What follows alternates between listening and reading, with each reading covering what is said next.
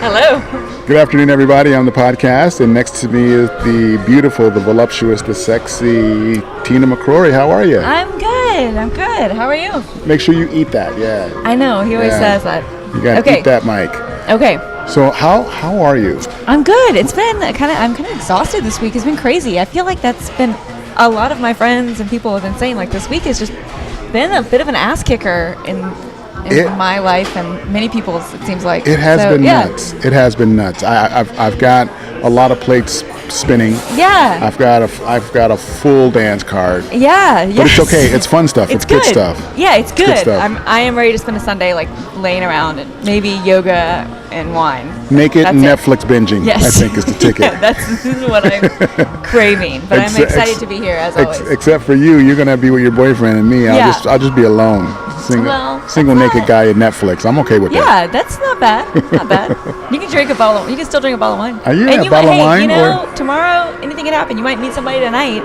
She'll be on the couch with you tomorrow. Ah, you know what? I like your optimism. It could be. Never know. I'm still a good-looking chap, so that could happen. Yeah, absolutely. We got a lot to talk about. We've got the RNC, the DNC, the FPP, the CFA, the LGBTQST.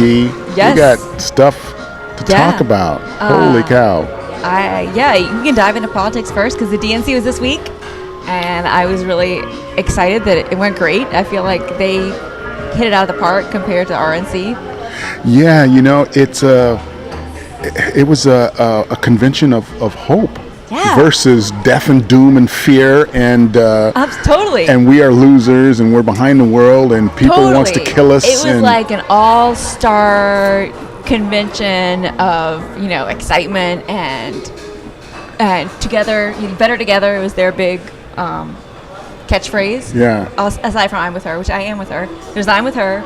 Deal me in, which is like play your women card. I'm into that, and better together. And it's so beautiful to see, all these different types of people, and black people and white people and Muslims and Latino people and everyone, and the whole better together. I believe in that 1,000%. I was stoked. I was happy to see all of it. I also like the point that she made that one person can't fix all of our problems alone. Yeah, it's like dictatorship. Yeah. We need to fix it, and we can fix it, and that's what the Constitution is about. Is we the people, we all contribute to the solution. Yeah, totally. And because we're looking for someone else, a person or a government or a silver bullet to fix it, we forget that. Oh, wait a minute, we can chime in and fix this. Yeah, and like I was totally inspired by it. I think it went great, and I was a Bernie fan, and I'm still a Bernie fan. This doesn't negate his movement, his revolution, the fact that he has Hillary's ear. Yeah.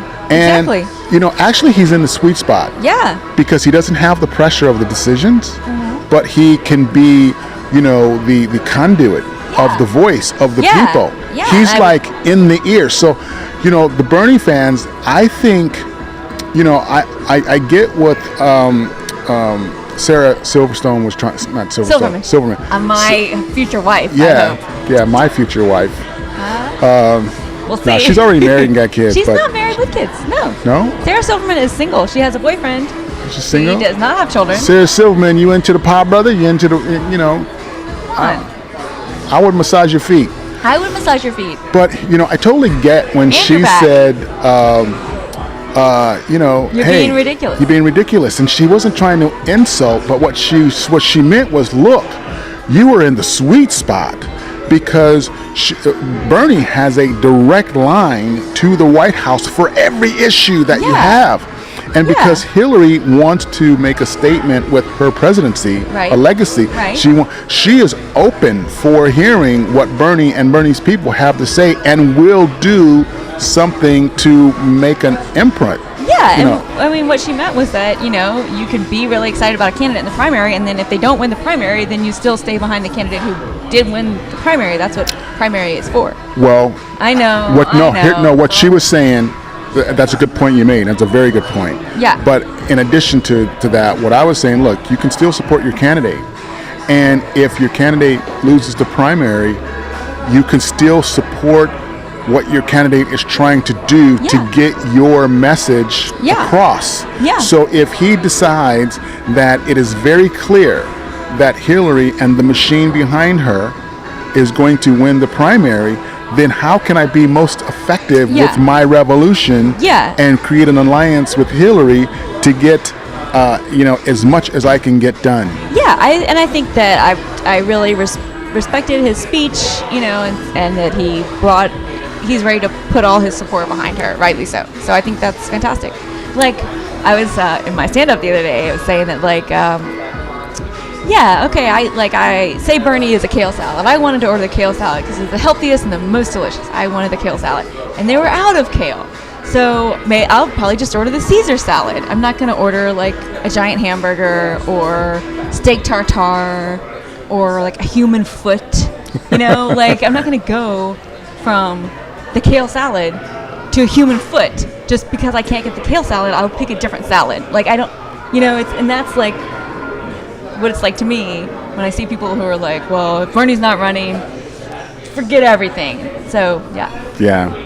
But, so we'll eat the Caesar salad. But there's Caesar time. is also delicious. Once time settles in, once they realize what they actually really have, then they'll get excited about being like, okay, we're going to be behind Bernie, and Bernie's going to be the push in the White House, and he can chair a whole lot of committees for all these causes. Yeah, I mean, he's still a senator, but I think that he will be in the cabinet, and it will be good, and he will be a voice for the more liberal. Yeah, and that's good. I totally see it. I mean, it's a win-win all the way across. Yeah. Oh, I want to talk about something quickly that I have a visual for, and that is, here's my cat, for one thing. That's not what I'm talking about.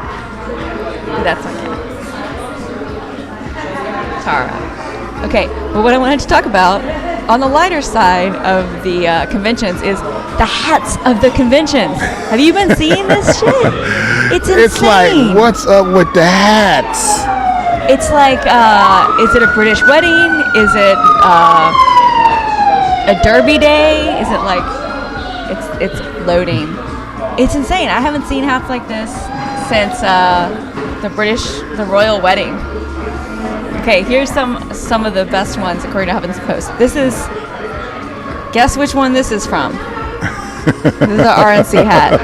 We're gonna pick our favorite. There's this guy, this lady.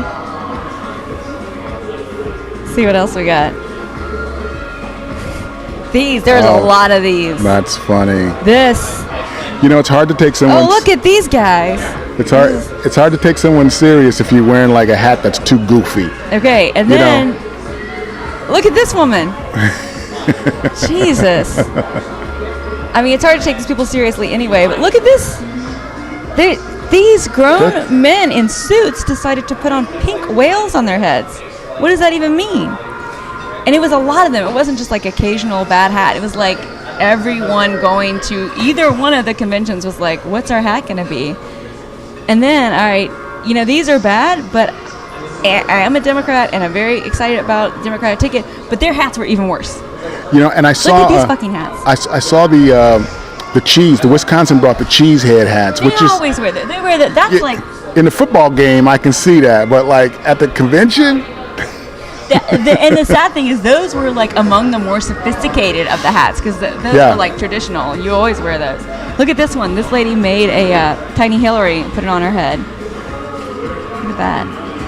Oh, that's funny. That's amazing. That one. Look at. I don't even know what does this mean. It's a Trump in like some kind of a. It's like a medieval. It's like a medieval helmet of some sort. Yes, there's a medieval thing happening. Oh, this is a woman. I mean, she looks really proud of that hat too. This reminds me of, I used to live in New Orleans, and I used to go to the gay Easter parade on Easter, and there was a gay Easter bonnet contest, and it was shit just like this. Is that a hat mohawk? That's a mohawk hat. Yeah. That's pretty good, but she just basically like hot glued a couple of stuffed animals onto her best Sunday hat. This lady went for it. I think this is a reference. If you look closely, that bird is actually dressed up like Bernie Sanders. Oh, that's hysterical. It's got the white hair and everything. She's not. I don't think she's doing much for the Bernie or bust people with this in terms of their like sophistication and resolve. Like, well, looking like Minnie Mouse doesn't do it. This is, I think, my favorite. It's looks like a Dr. Seuss Bernie hat with a New Mexican flair. Yeah. Here's somebody with a rooster, inexplicably, because it's like cock a walk. I don't understand. The rooster is male. Like this one. I don't know. It's like if you don't have a wit to begin with, it's hard to figure out what their message is. Yeah, this one, I love this picture because he looks so serious and thoughtful, and then he's got this He's got the cat in the hat. Yeah, and then this is, I think, the weirdest, because what does a rooster say about Hillary Clinton? Well, I don't know. Could be North Carolina Gamecocks. Okay, well, yeah. Because that's their mascot, North Carolina. This guy is from the Virginia Islands. Okay, well, so there goes my theory. Mystery there goes my theory. Continues. I'm going to continue to try to figure out what's happening. Well, that's my news. That's awesome. We've got some really exciting guests coming on. I'm excited we have guests. Let's take a break and get them on. All right, let's bring up the guests. You are watching the Hollywood Blvd podcast with the Podbrother and Tina McCrory. We will be right back. XTinaAquaCat. That's you. That's me. All right, we'll be right back.